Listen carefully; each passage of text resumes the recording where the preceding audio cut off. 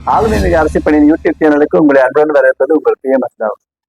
கடந்த மே மாசம் 11ஆம் தேதி இந்த national council joint consultative mission, அதாவது ஊழியர் விவாத மேடையினுடைய இடை விவாத மேடையினுடைய ஊழியர் தரப்பினுடைய தேசிய கவுன்சில், அது தன்னுடைய 60வது வருஷத்தை கொண்டாடிச்சு. அதற்கு நமக்கு மரியாதைக்குரிய மத்திய அமைச்சரவை செயலர் திரு டி சோமநாதன் அவர்கள் தலைமை வைத்தாங்க. அந்த கூட்டத்துல இந்த NCJCM 30 உறுப்பினர்கள், அதாவது SRMU கண்ணாயா உள்பட நமது செக்ரட்டரி NCJCM செக்ரட்டரி அவர் மிஸ்ரா அவரும் கலந்துக்கிட்டாரு, சிவகோபால் மிஸ்ரா கலந்துக்கிட்டாரு. அதுல ஒரு 5 கோரிக்கையை அந்த நமது அமைச்சரவை செயலர் என்ன பண்ணாங்க, கொஞ்சம் எடுத்துக்கிட்டாங்க. அதுல 3 கோரிக்கையை உடனடியாக என்ன பண்ணிட்டாங்க, வேகன்சிக்கு ரெஃபர் பண்ணிட்டாங்க. அதுல என்ன பார்க்கணும்னா, ஏற்கனவே கொடுத்த டேர்ம்ஸ் ஆஃப் ரெஃபரன்ஸ் இருக்கு இல்லையா, பரிந்துரை குறிப்பு, அதுல இதை பற்றியெல்லாம் சொல்லவே இல்லை. பழைய பென்ஷன், அது 31/12/2020 முன்னாடி ரிட்டையர் ஆனவங்க பற்றி சொல்லவே இல்லை. இப்போ ஃபர்ஸ்ட் டைம் என்ன சொன்னாங்க, நான் ஒரு உறுதி அளிச்சுட்டாங்க. நான் அந்த முதல் 3 கோரிக்கை என்ன நான் சொல்லிடுறேன். அந்த 3 கோரிக்கையை நான் உடனடியாக நான் ரெஃபர் பண்ணிடுறேன். 2 கோரிக்கையை சம்பந்தப்பட்ட டிபார்ட்மெண்ட்டுக்கு நான் டைரக்ஷன் கொடுத்துறேன்னு சொல்லியிருக்காங்க. அதை பார்க்கலாம். அதுல முக்கியமானது பென்ஷனுக்கு இன்கிரிமெண்ட். இன்கிரிமெண்ட்னா நமக்கு ஊழியர்ல வேலையில இருந்தா வருஷம் இன்கிரிமெண்ட்டுங்கிறது ஒவ்வொரு 5 வருஷத்துக்கும் பென்ஷனருடைய பென்ஷனை சர்டன் பர்சன்டேஜ் ஏத்துறது, அதுதான் இன்கிரிமெண்ட் நான் போட்டிருக்கேன். அது இன்கிரிமெண்ட் அவங்க சொல்லியிருக்காங்க. அதனால அந்த வார்த்தையை நான் பயன்படுத்தியிருக்கேன். முதல் கோரிக்கை இதுதான். அதாவது அமைச்சரை செயலர் திரு TV சோமநாதன் அவர்கள் நான் 8வது பே கமிஷனுக்கு ரெஃபர் பண்றேன்னு சொன்னா முதல் கோரிக்கை ரெஃபர் பண்ணியிருப்பாங்க நேரம். அந்த கோரிக்கையில என்னன்னு கேட்டீங்கன்னா, இப்போ நம்ம ஏற்கனவே இந்த அதை பாராளுமன்ற நிலைக்குழு இதை ரெக்கமெண்ட் பண்ணாங்க. இது வரைக்கும் சேங்ஷன் ஆகாம இருக்கு. அதாவது இன்கிரிமெண்ட் ஒவ்வொரு 5 வருஷத்துக்கும் அந்த பென்ஷன் அதிகம் பண்ணணுங்கிறது இது வரைக்கும் ஒன்றும் பண்ணாம அப்படியே இருக்கு. பாராளுமன்ற நிலைக்குழு ஏற்கனவே அதை ரெக்கமெண்ட் பண்ணிட்டாங்க. அதை இப்போ இவங்க என்ன பண்ணிருக்காங்க, அமைச்சரை செயலர் மேலும் 8வது பே கமிஷனுக்கே ரெஃபர் பண்ணியிருக்காங்க. அதன் பிரகாரம் இப்ப என்ன இருக்குன்னா, அடிஷனல் பென்ஷன் 80 வயசுக்கு மேல 20%, அதாவது ஒருத்தருடைய 60 அடிப்படை பேசிக் பே கடைசியா வாங்கின லாஸ்ட் பேசிக் பே 60,000 வச்சீங்கன்னா அவர் 30,000 பென்ஷன் வாங்கியிருப்பாரு. 80 வயசு ஆயிட்டுன்னா அவருக்கு 20% கூட கொடுப்பாங்க. அதாவது 30,000 சேர்த்து 6,000 ரூபாய் கூட கொடுப்பாங்க. 20% 6,000 தானே? ஆமா, 6,000 ரூபாய் கொடுப்பாங்க. 36,000 வாங்குவாரு.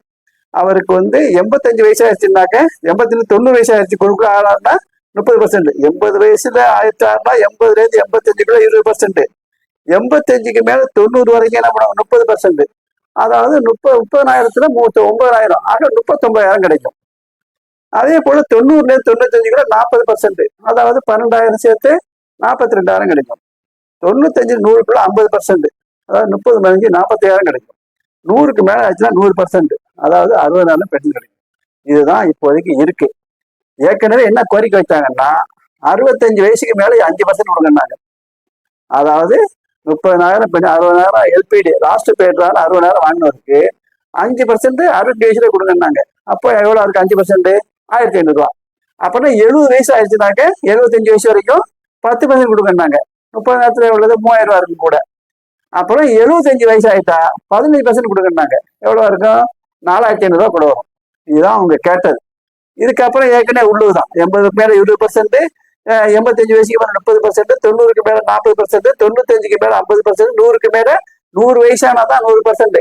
இப்ப இருக்கிற நிலைமை பிரகாரம் ஆசான் டேட் இன்னைய தேதியில் இருக்கிறது இதான்.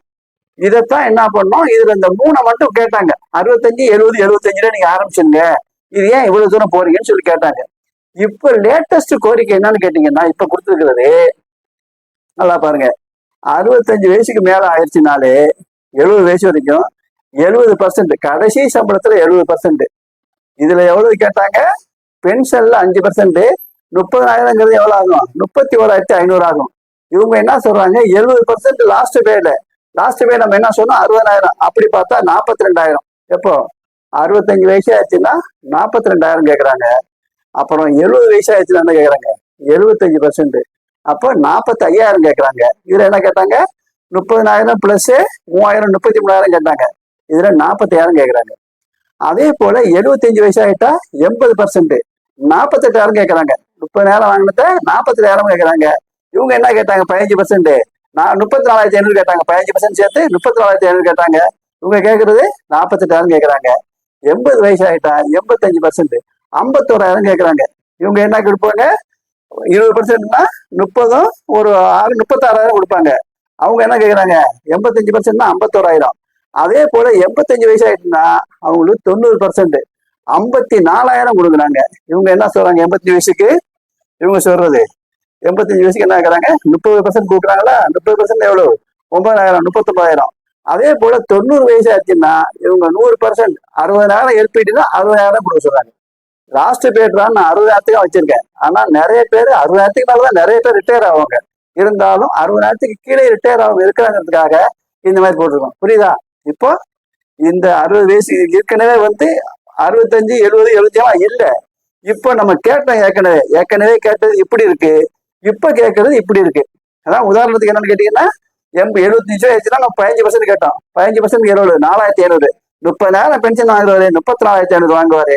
இதுல பாத்தீங்கன்னா 80% 48,000 வாங்குவாரு இப்ப கேட்டுக்கிறது.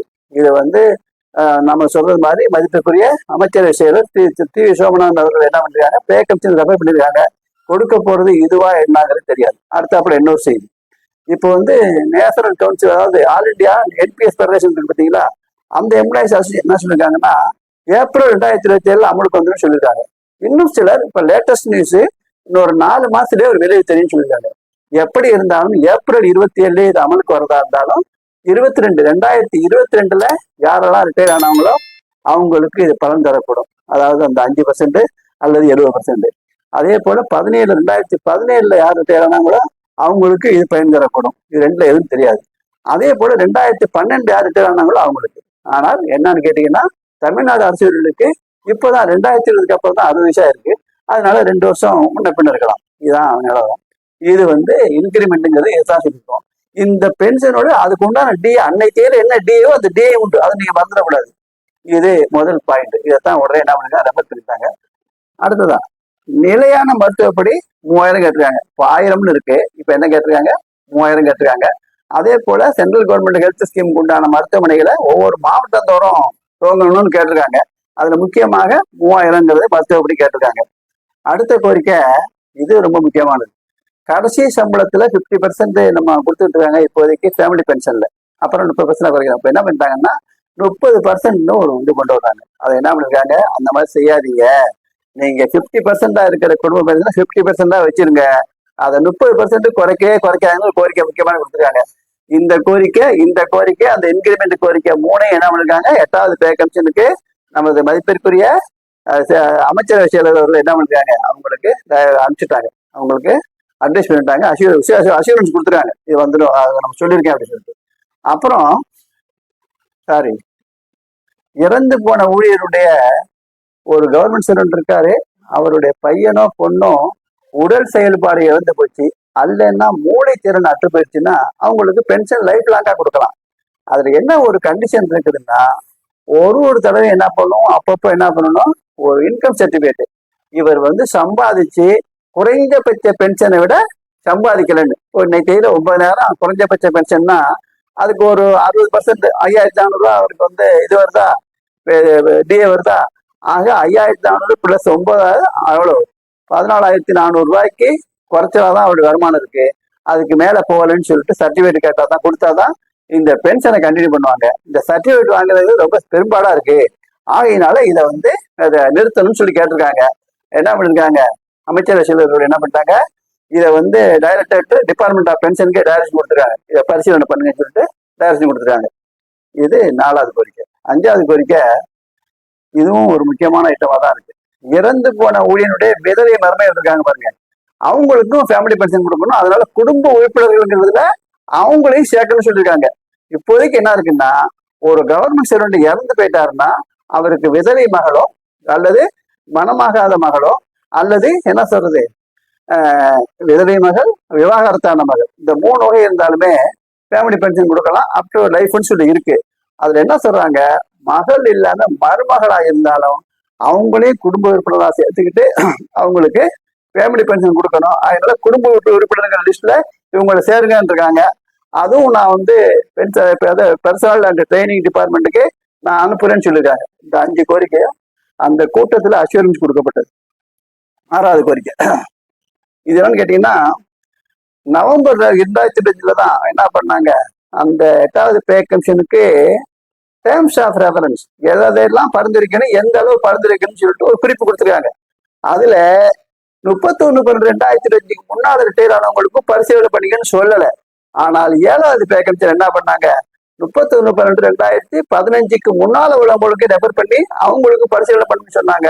அதனாலதான் ஊழியர்களுக்கும் பென்ஷனர்களுக்கும் 2.57ங்கிற ஃபிட்மெண்ட் கிடைச்சது. நமக்கு ஊழியருக்கு இணையான ஒரு பென்ஷன் உயர்வை பெற்றோம். இந்த தடவை அவங்க 31/12/2020 முன்னால பத்தி சொல்லவே இல்லை. அதனால என்ன பண்ணிருக்காங்க, இதை சேர்க்கணும்னு சொல்லியிருக்காங்க. அது ஓகே இருக்கு. அடுத்தாப்புல ஊழியருக்கும் பென்ஷனுக்கும் சமமான ஃபிட்மெண்ட் 3.833 சொல்லியிருக்காங்களா, அதே போல பென்ஷன் கொடுக்கணும்னு ஒரு கோரிக்கை. இந்த கோரிக்கையெல்லாம் கொடுக்கப்பட்டு விட்டது. இது பின்னால அவங்க மீட்டிங்ல சொல்லுங்க, இது தனியா கொடுத்த கோரிக்கை, இந்த 2 கோரிக்கை. அதனால கோரிக்கைகள் கொடுக்கப்பட்டிருக்கு. பெரும்பாலும் அவங்க ரெக்கமெண்ட் பண்ணியிருக்காங்க. அதனால கிடைக்கலாம். அது எவ்வளவு என்னங்கிறதே போதான் தெரியும். நான் ஏற்கனவே சொன்ன மாதிரி ஏப்ரல் 2020 வந்துருக்கிறாங்க. சில நிபுணர்கள் என்ன சொல்றாங்க, 4 மாசத்துலயே இதை பற்றி தகவல் வருன்றாங்க. எதிர்பார்ப்போம். மேற்கொண்டு தகவல் இருந்தா பார்க்கலாம். நன்றி.